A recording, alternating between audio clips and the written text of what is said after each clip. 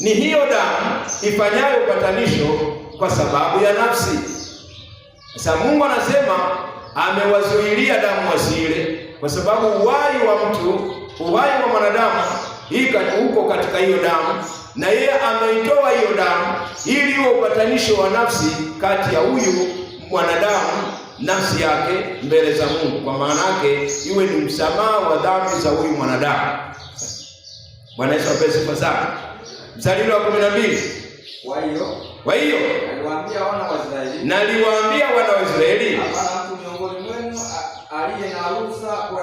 hapana mtu miongoni mwenu aliye na ruhusa ya kula damu, wala mgeni aketie kati yenu asile damu.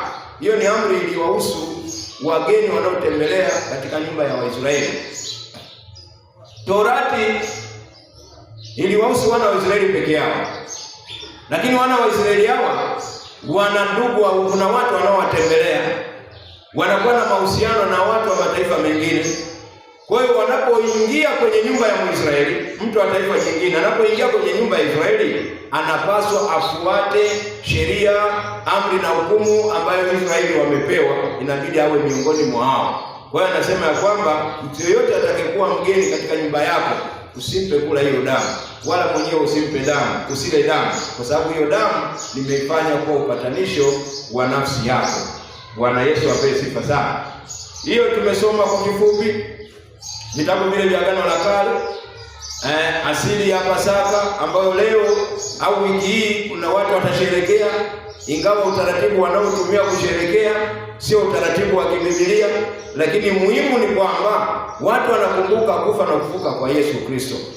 Huo ndio muhimu mkuu wa wiki hii, lakini utaratibu unaotumika sio utaratibu ambao Biblia ilitoa maelekezo iwe hivyo. Watu wanafurahi kivyao vyao, wengine wanafurahia, wanasema wanafurahia Pasaka, lakini kufurahia kwao wanaenda kufanya uzinzi kwenye magesti, wanasema ni sikukuu. Watu wanakesha huko, wanasema ni sikukuu. Wengine wanakesha kwenye mabaa, wanasema sikukuu. Sasa sikukuu ya Pasaka ni ukumbusho wa mtu kuokolewa na kusamehewa dhambi zake kutoka kwenye utawala wa Shetani na kurudishwa katika utawala wa Mungu. Shetani anasimamia Misri wakati wa Israeli wanateseka kule. Leo hii Misri ni Shetani.